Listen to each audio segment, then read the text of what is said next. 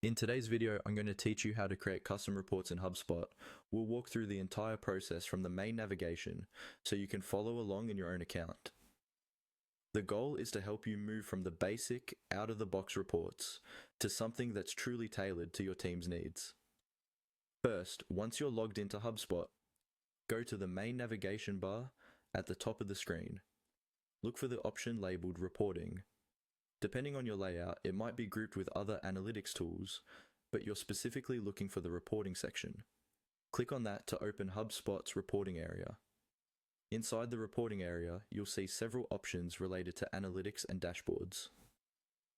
For this tutorial, focus on the option labeled Reports. Go ahead and click on Reports. This takes you to a central list of all the reports available in your portal, including both standard and custom ones. From the reports list, look toward the upper right-hand corner of the page and find the button that says Create Report. This is your starting point whenever you want to build something new. Click on Create Report to open the report creation wizard. Now HubSpot gives you two main ways to begin. You can start from a template, or you can create your own report from scratch. Templates are great if you're new to reporting or if you want something quick and structured, like a pipeline report or a deal forecast. If you already have a clear idea of exactly which objects and properties you want to analyze, choosing to create your own gives you maximum flexibility.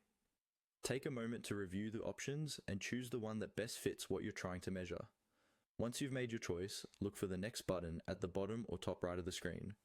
Clicking next confirms your selection and moves you into the actual report builder.